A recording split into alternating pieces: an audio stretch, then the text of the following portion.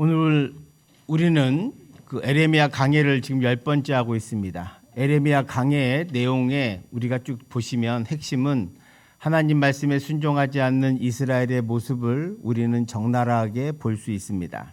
그래서 우리가 오늘도 이 제목처럼 레갑인의 순종을 배우라라고 하는 말씀으로 함께 은혜 나누기를 원합니다.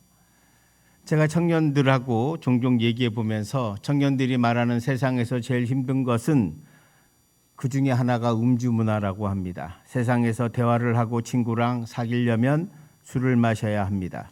교회에서 술 마시지 말라고 하니 힘들다고 합니다. 제가 다시 한번 말씀드리지만 술은 구원의 문제가 아니라 건덕의 문제입니다. 건덕의 문제라고 하는 것은 도덕과 윤리상의 문제라고 하는 것입니다. 세상에 많은 범죄가 술로 일어나는 것을 우리는 압니다. 술 취해 싸움하고 하지 말아야 할 말을 하여 실수하고 술이 취하고 운전해서 사고 냅니다. 그래서 우리가 건전하고 건강한 사회생활을 하는데 방해가 되기 때문에 하지 말라고 하는 것입니다. 특별히 우리나라 초대교회에서 강력하게 술, 담배를 금한 것은 선교사들이 한 것입니다. 왜 그들이 그렇게 했을까요? 한국 와서 보니까 어린애들도 담배를 피고 다 담배를 너무 많이 피고 술을 너무 많이 마신다는 거예요. 그리고서는 투전을 하고 싸우고 뭐 이런 경험들을 너무 많이 봐서 이분들이 예수 믿으면 안 되겠구나. 이 사람들이 정말 변화된 모습을 가져야 되겠구나. 그래서 우리 한국교회가 초대교회가 그리스도인이 된다면 술, 담배를 금해야 한다라고 정한 것입니다. 그래서 술, 담배를 하지 말라고 하는 것이죠. 음주는 다시 한번 말씀드리지만 구원의 문제가 아닙니다. 유럽 기독교인들 와인 마십니다. 맥주도 마십니다. 그러나 우리 한국교회에서는 그걸 마시지 말라고 하는 데는 우리 신앙의 전통이 있는 거죠. 거기엔 맥락이 있기 때문에 그렇습니다. 제가 왜 이 말씀을 드리냐? 오늘 본문이 그런 본문이기 때문입니다. 갑자기 레갑자손이 나옵니다. 하나님께서 에레미야에게 오늘 35장 1절부터 읽어보시면 하나님께서 레갑 사람을 성전으로 불러다가 한 방에 앉혀놓고는 가득한 포도주 잔을 주면서 마시라고 하라고 하는 거예요. 그래서 에레미야가 레갑 자손들을 부릅니다. 불러서 포도주를 갖다 놓고 마시라고 합니다. 그런데 레갑 사람들이 거절합니다. 그러면서 하는 말씀이 오늘 에레미야 35장 6절에서 10절의 말씀을 하고 있습니다. 한 절씩 한번 교독해 보겠습니다. 그들이 이르되 우리는 포도주를 마시지 아니하겠노라. 레갑의 아들 우리 손주 요나답이 우리에게 명령하여 이르기를 너희와 너희 자손은 영원히 포도주를 마시지 말며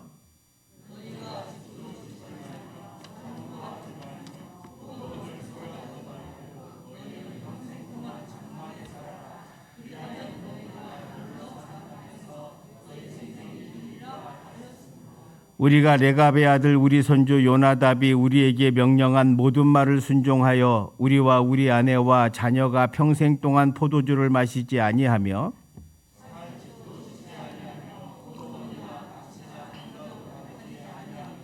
장막에 살면서 우리 손주 요나답이 우리에게 명령한 대로 다 지켜 행하였노라. 아멘.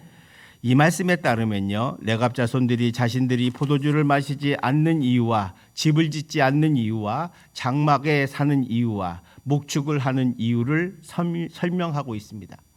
그러니까 레갑 족속은 BC 9세기 레갑의 아들 요나답이라고 하는 분이 조직한 유목 공동체인데요. 요나답은 후손들에게 포도주를 마시지 말라는 거예요. 여러분, 중근동에서 포도주는 우리가 생각하는 술이 아닙니다. 사실은 물에 더 가깝습니다. 왜냐하면 물이 귀하고 석회수가 많아서 마시지 못하거든요. 지금은 정제를 잘하지만 그 당시에 무슨 정제 기술이 있었겠습니까? 그래서 포도주를 마시지 말라는 건 대단히 곤욕스러운 겁니다.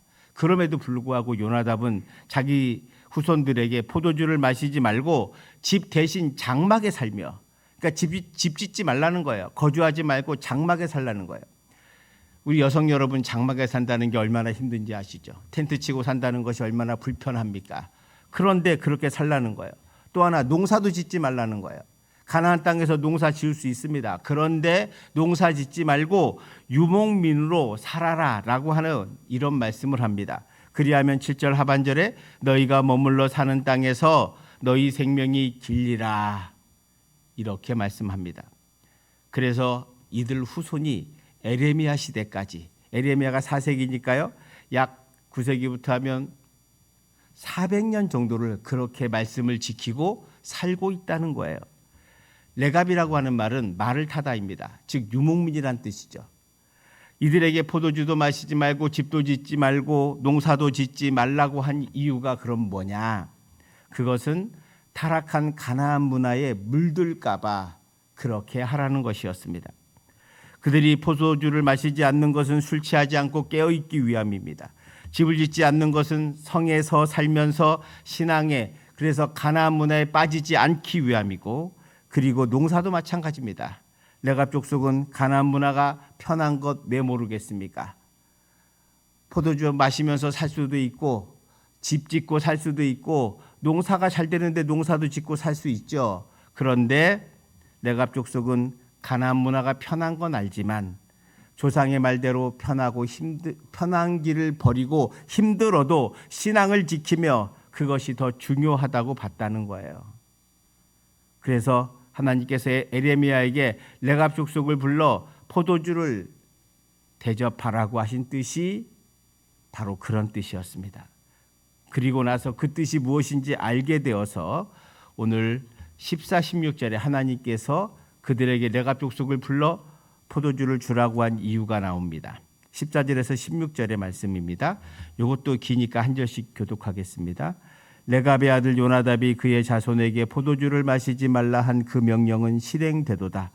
그들은 그 선조의 명령을 순종하여 오늘까지 마시지 아니하거늘 내가 너희에게 말하고 끊임없이 말하여도 너희는 내게 순종하지 아니하도다.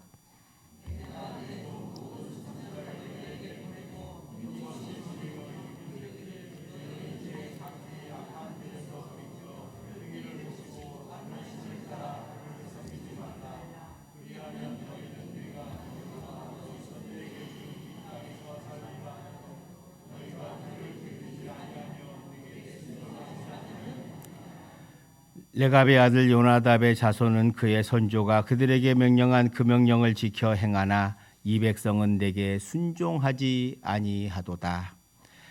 지금 하나님께서 말씀하시는 바는 레갑 자손들은 하나님의 말씀이 아니라 자신들의 조상들의 말을 듣는 거예요. 여러분, 지금 하나님 말씀 아니에요. 조상 요나답의 말입니다.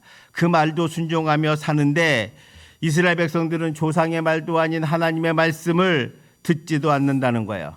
하나님께서 레갑 자손을 끌어들여서 말씀하시는 바가 여기 있습니다. 레갑 족속은 집 짓고 살고 농사 짓고 살고 술 마시는 삶이 편하고 좋다는 것을 뻔히 알고 다 압니다. 그렇게 안 살고 장막 짓고 술도 마시지 않으면서 목축을 하는 것은 가나안 문화에 동화되지 않기 위함이었습니다. 오직 하나님을 섬기겠다는 결단이 레갑 족속을 만든 겁니다. 그래서 이스라엘은 가나안 문화에 타락하고 우상 숭배하고 하나님을 멀리합니다. 레갑 족속은 하나님을 잘 섬기고 있습니다. 이 차이가 무엇일까? 왜 레갑 족속은 하나님을 잘 섬기고 이스라엘 백성들은 하나님의 말씀도 어기면서 자기들 마음대로 살까? 오늘 여기에 우리에게 주는 메시지가 있습니다. 우리가 사는 세상은 가나안 문화와 같습니다. 타락한 문화와 우상 숭배가 극심한 세상, 그리고 하나님 없이도 잘 살 수 있다고 생각하는 사람들이 수도 없이 많은 사람들, 그런 세상 속에서 우리는 살고 있습니다. 교회에 오면 하나님 말씀대로 살라고 말합니다. 성도님들도 그렇게 살겠다고 결단합니다. 그런데 세상 가면 많은 어려움이 있습니다. 그래서 그 세상 속에서 말씀대로 살자니 어렵고 또 말씀대로 안 살자니 양심이 찔리고, 그래서 왔다 갔다 하다가 어떻게 사느냐? 그때부터는 적당하게 삽니다. 하나님 말씀을 적당히 믿고 세상의 말씀도 적당히 따르면서 사는 거죠. 적당히 술도 마시고 적당히 타락하고 적당히 미워하며 삽니다. 그러면서 예수 믿기 힘들다고 생각합니다. 이것이 오늘 신앙생활하는 그리스도인들이 겪는 문제인 것 같습니다. 그래서 오늘 저는 여러분들에게 답을 하나 드리려고 합니다. 우리가 신앙생활을 하면서 사회생활을 어떻게 하느냐? 원칙을 지킬 것은 원칙을 지키고 융통성을 발휘할 것은 융통성을 발휘하면 됩니다. 근데 융통성을 잘못 발휘하면 어떻게 되느냐? 이렇게 됩니다.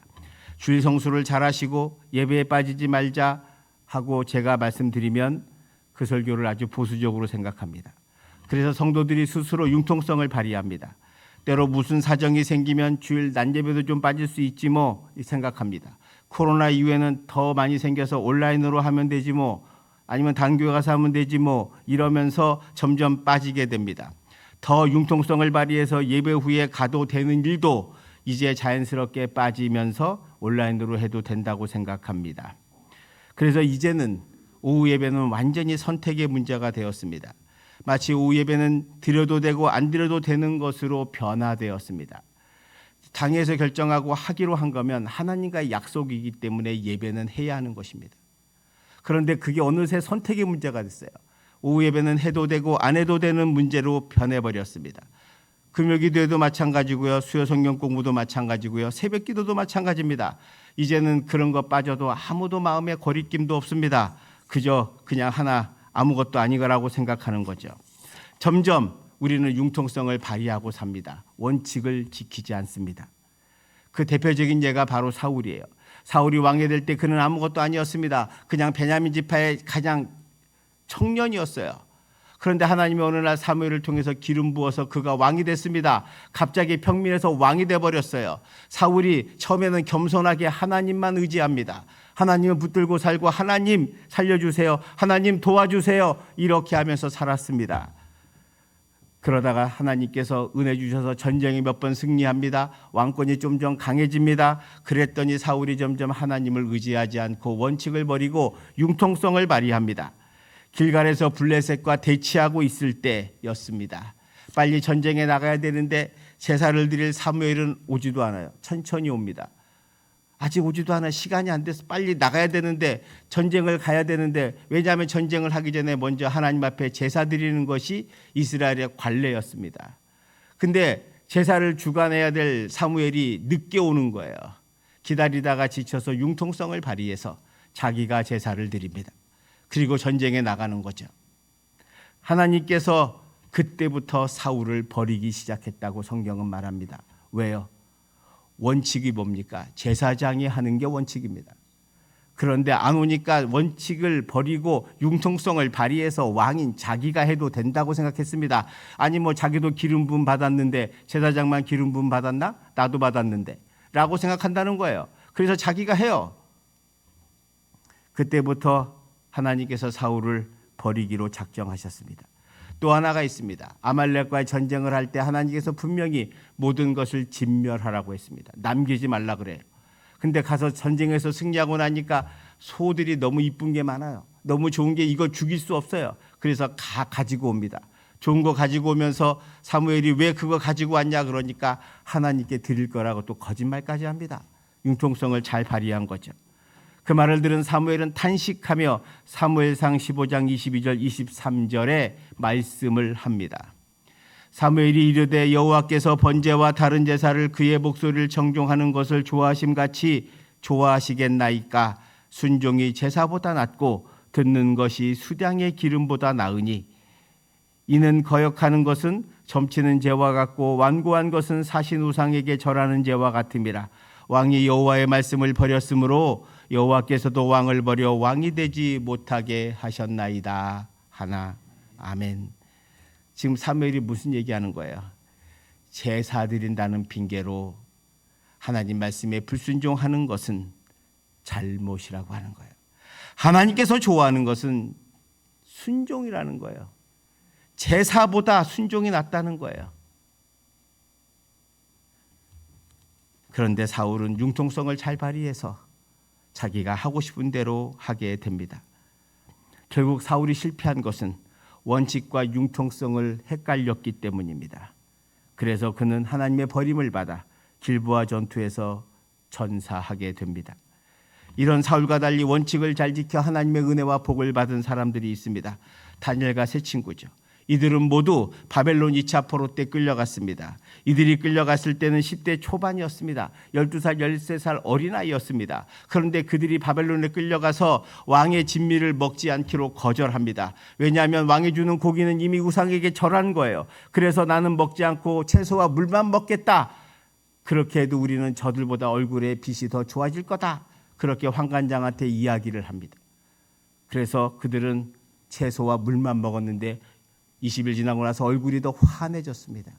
하나님의 은혜인 거죠. 이들은 후에 세 친구는 우상에게 절하는 것을 거절하고 풀무불에 들어갔지만 하나님께서 풀무불에서 건져주십니다.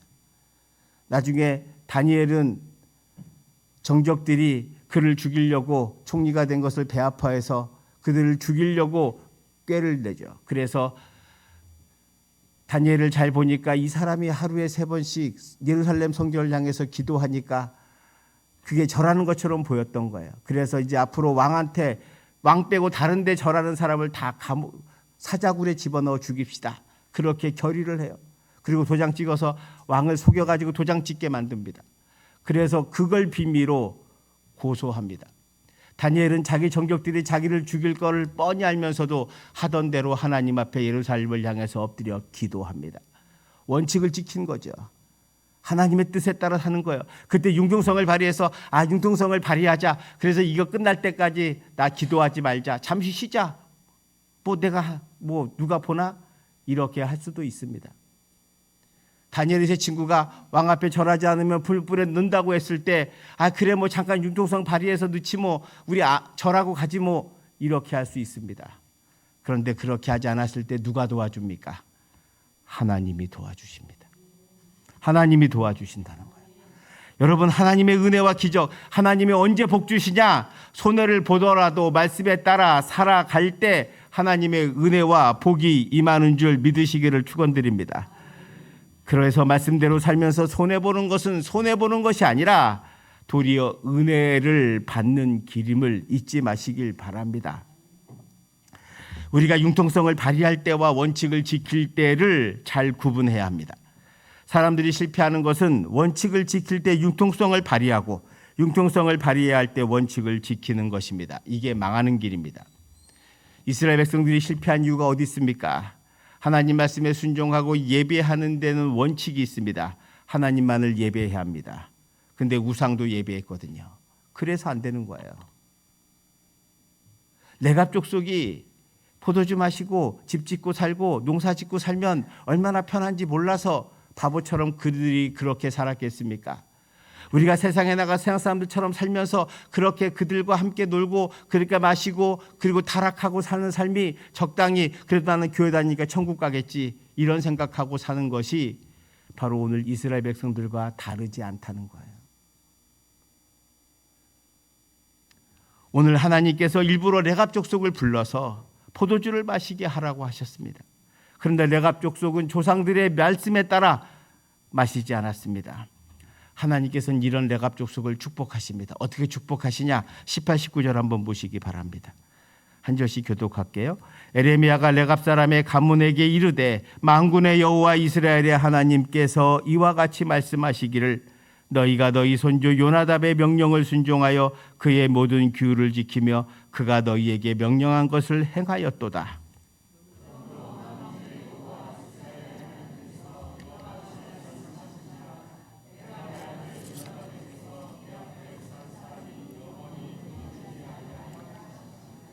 아멘. 하나님께서 레갑 사람을 축복하십니다. 그것은 말씀에 순종했기 때문입니다. 사실 조상이 말한다고 후손이 다 순종하면서 400년을 살 이유가 뭐가 있겠습니까? 세상이 바뀌었는데.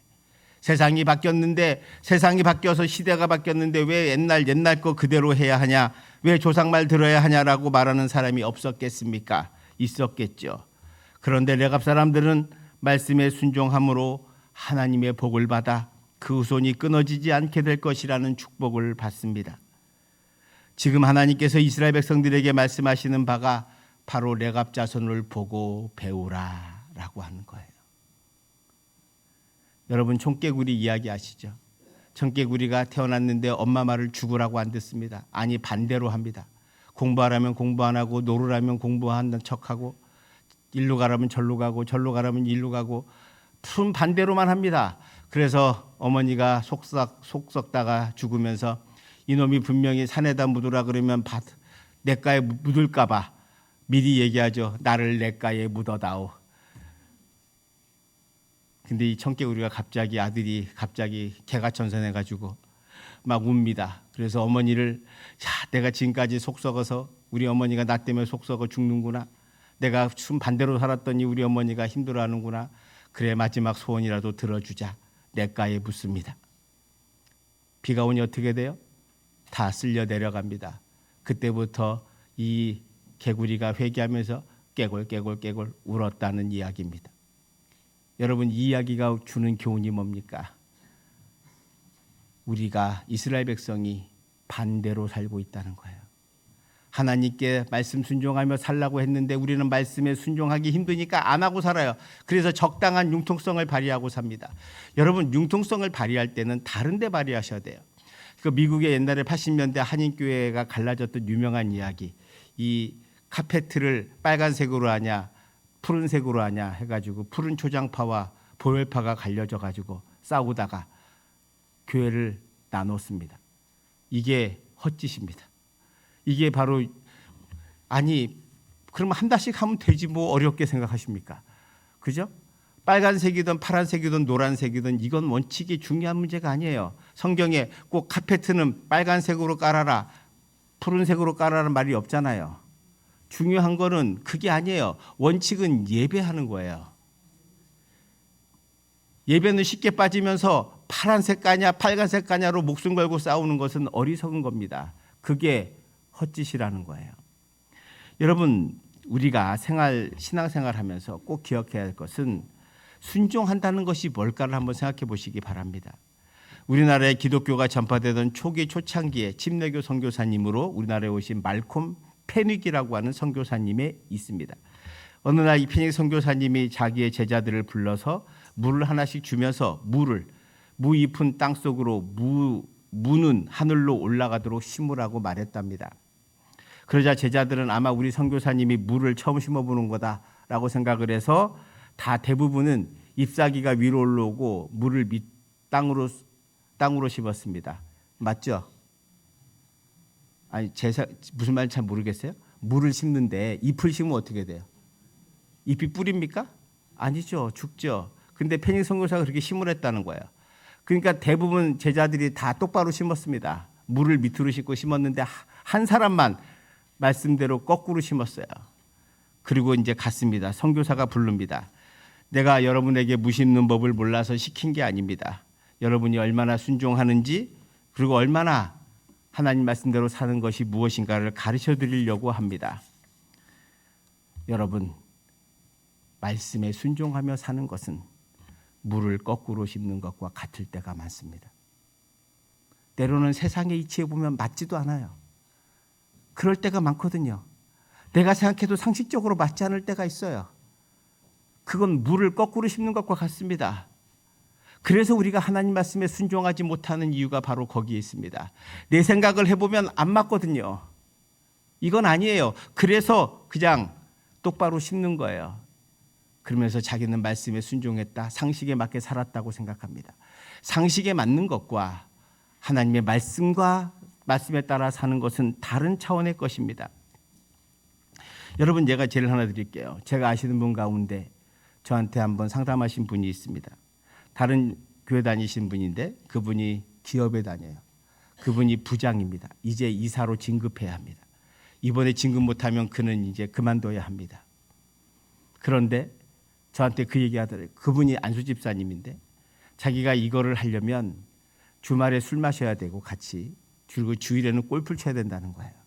그래서 자기는 고민돼 죽겠다는 거예요. 그런데 그렇지 않으면 진급 못하면 그만둬야 되는데 어떻게 할지 모르겠다고 기도하고, 그래서 제가 기도해 보시고 어떤 것이 더 중요한 건지를 한번 생각해 보십시오.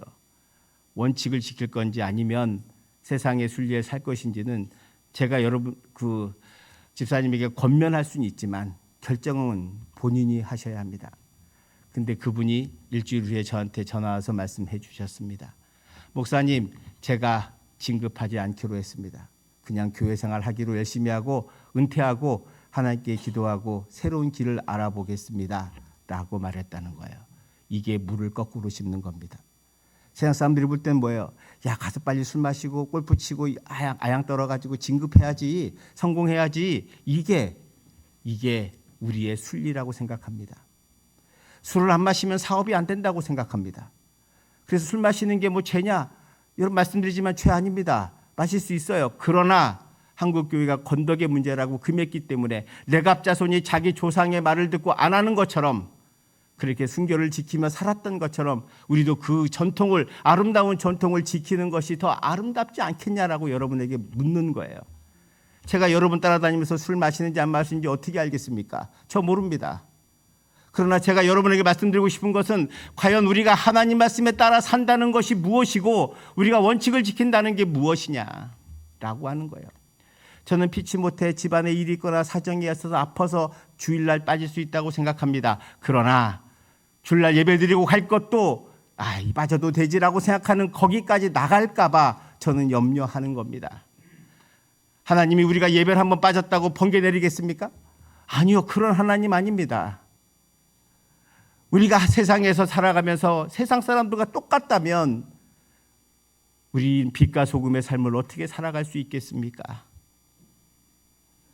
때로는 우리가 하나님 말씀대로 산다는 것은 물을 거꾸로 씹는 것과 같아요. 그럼 뭐라고 하겠어요? 비웃겠죠. 정신 나간 놈들이라고. 세상을 그렇게 살아도 되겠냐고. 근데 성경을 보십시오. 성경은 다 거꾸로 산 사람들의 이야기입니다.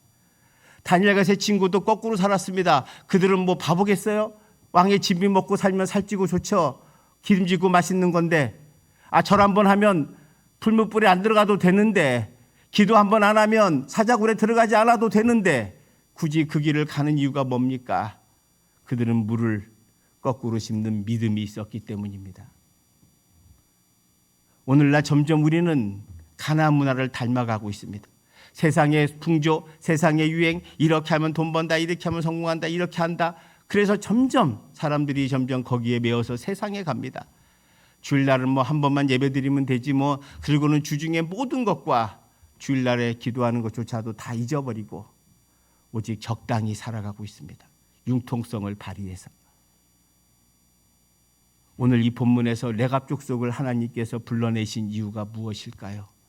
그것은 하나님께서 여러분에게 물을 거꾸로 심을 믿음과 용기가 있냐고 물어보시는 겁니다. 세상 사람들이 뭐라고 말하던 여러분들이 물을 거꾸로 심을 수 있는 용기가 있기를 축원드립니다. 여러분들이 다니엘과 세 친구가 되기를 축원드립니다.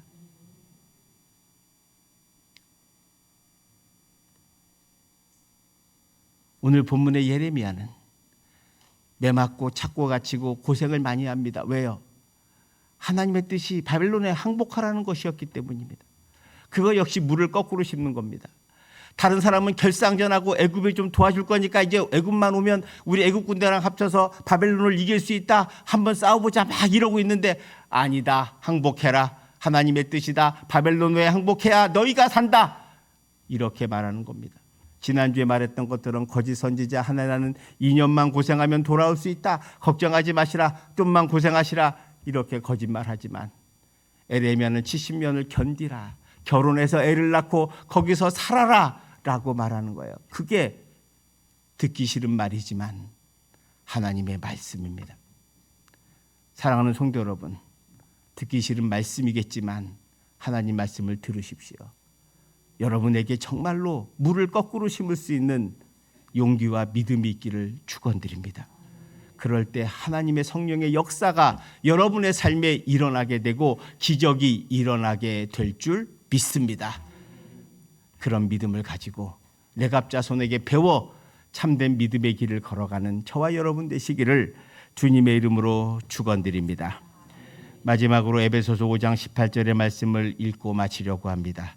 술 취하지 말라. 이는 방탕한 것이니 오직 성령으로 충만함을 받으라.